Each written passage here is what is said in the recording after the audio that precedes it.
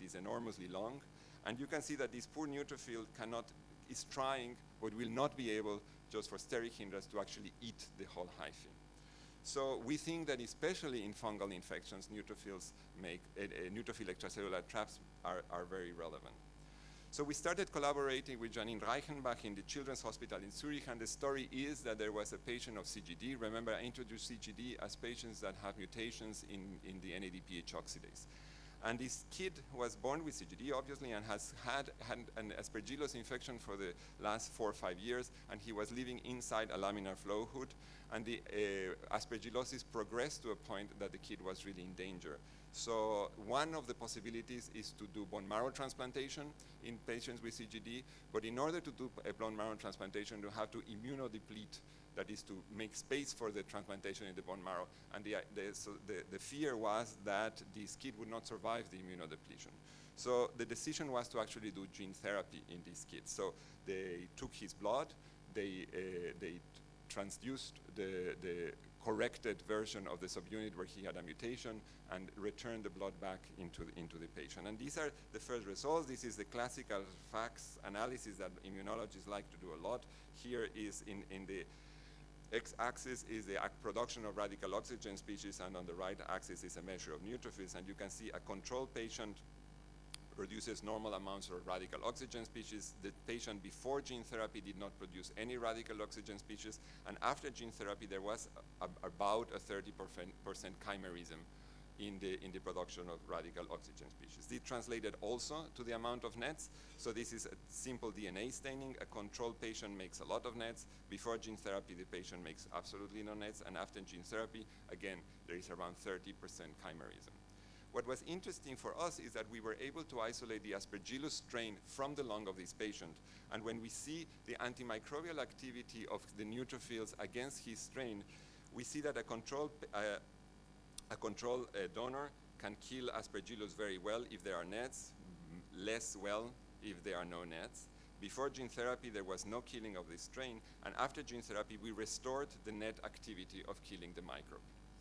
What was most gratifying is the result. This is the scan, this is MRI of the patient. So before gene therapy, you can see it here in red, the different foci of the Aspergillus infection. 2 weeks after gene therapy, the foci had completely disappeared. These experiments were done by now probably a year and a half ago, and this kid is still healthy, which I think is a good argument for gene therapy. More importantly for us, we think that this is the indication that nets are important in vivo, because this type of infection cannot be resolved by phagocytosis. So the only method that we think is available for the immune system to get rid of the aspergillosis was the regaining the capacity to make nets. So let me finish by saying that, like every immunological process, nets have their dark side. So we were curious to know how the nets actually disappear from the body. So if we incubate nets, in the absence of serum, the nets are extremely stable. Here we are measuring net degradation. So in the absence of serum, the nets are stable. In the presence of serum, the nets are degraded.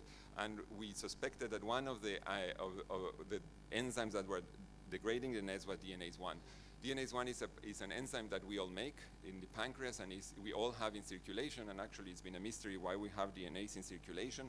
But if we incubate now in the presence of an anti-DNase antibody, we completely block. So again, if we take a control antibody, there is degradation by the serum, but we can block it with a DNA-specific antibody. These results makes us think of systemic lupus erythematosus. So let me take a second to introduce lupus. Lupus is a disease that affects 9-to-1 women to men. It's a disease where people develop antibodies against themselves, and the most common antibodies that people develop are anti-DNA, antihistones, and anti-neutrophil proteins. So that is one of the reasons that we thought that nets might be involved in lupus. The second reason that we thought is there is a family in Japan that has an inherited form of lupus, and the mutation was mapped to DNase 1. So we suspected that patients that cannot degrade the nets develop lupus. So we started a collaboration with Erlangen, and we took around 200 sera from different patients, and we measured the capacity to net degradation. And we revealed the code. It turned out if we look at healthy patients, again, we are measuring DNA net degradation. All the sera from healthy patients can degrade nets. We took rheumatoid arthritis as a disease that is more pro-inflammatory than autoimmune, autoimmune than autoinflammatory, and patients that have rheumatoid arthritis can also degrade the NETs. But in the population that we looked at of SLE patients, we think we saw two populations, one population that is able to degrade the NETs, and a population that is unable to produce the NETs. And what's interesting, it was a retrospective study, is that there is a very good correlation with disease. So one of the most severe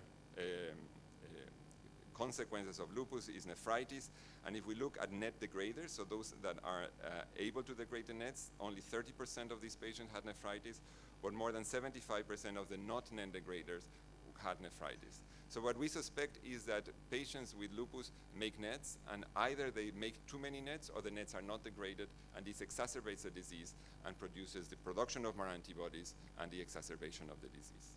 So let me show you by showing you another movie. These are neutrophils that were stained with Hux and also contain these different antibodies. And I guess what I've tried to tell you today is that neutrophils have an unusual form of cell death where the cell intracellular membranes disappear before the cytoplasmic membrane is compromised. This death results in the expulsion of a modified form of chromatin that has a function that evolved probably as an antimicrobial mechanism, and if these NETs are not degraded or correctly, then it can lead to autoimmunity. So I think what we really want to propose, and in this case, we're very lucky that we're in Max Planck, and Max Planck will hopefully have the patients for that, is that actually chromatin has two functions. One function is to confer the genetic information, and that chromatin co-evolved to defend this information by having chromatin have antimicrobial activity. I know this is a heretic view of chromatin biology, but why not? So there is a list here of different people that we've collaborated, many of them for patients and patient material, and these are students. Abdul did the chemical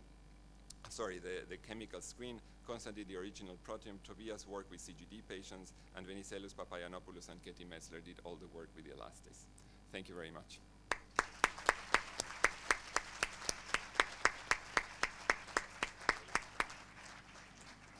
Thank you very much for this talk. Fernando?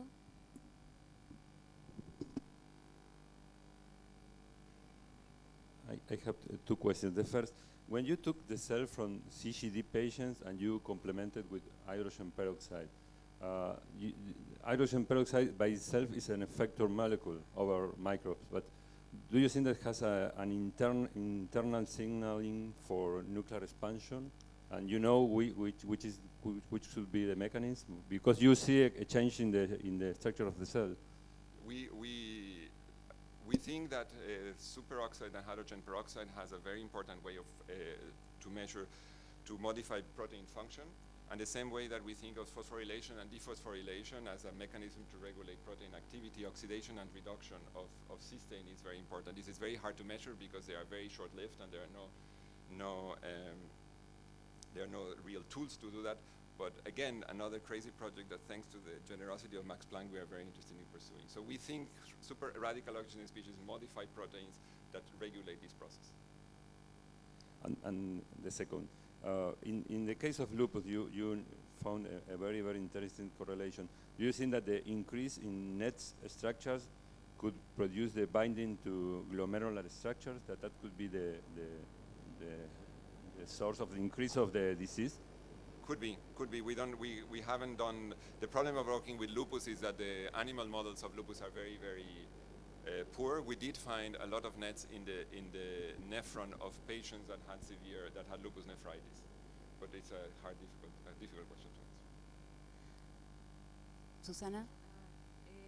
Well, I was fascinated with your talk, and I have a question concerning the molecular requirements to netting.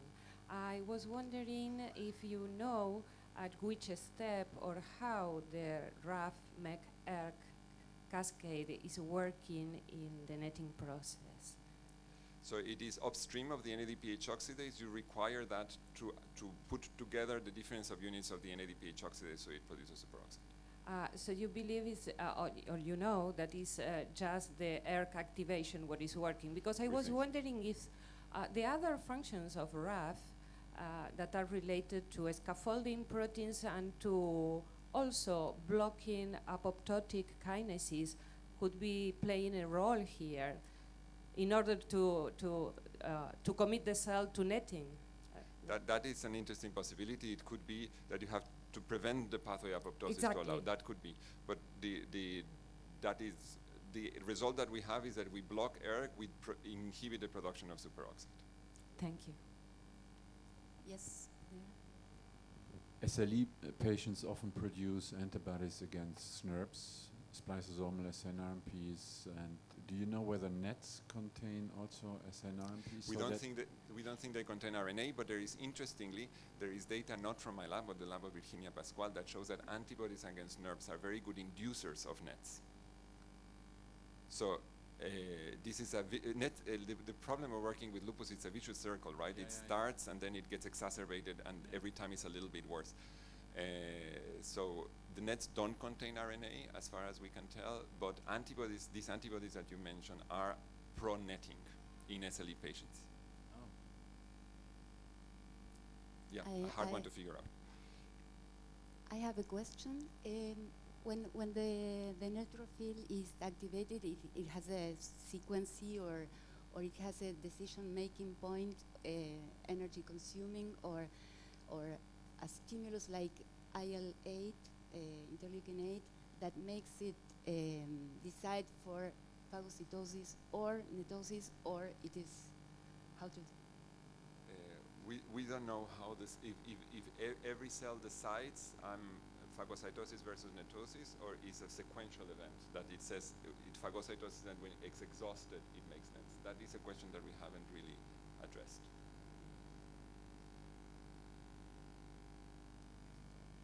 What do you think about the role of netosis or the production of nets in inducing thrombosis?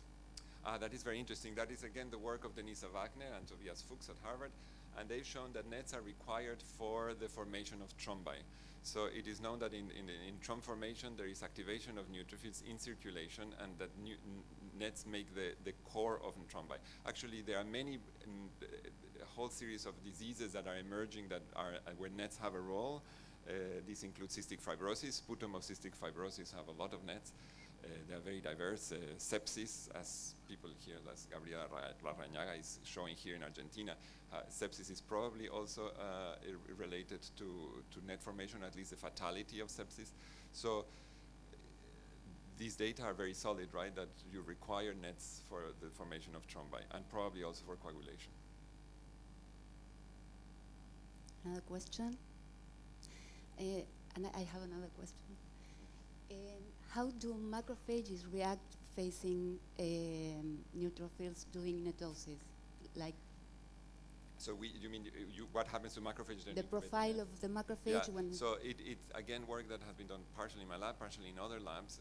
The nets have pro-activating activity in both PDCs, pro-inflammatory. Pro-inflammatory effect in PDCs and in monocytes. And in PDCs it's been shown it's Toll9 dependent, which makes a lot of sense. Okay.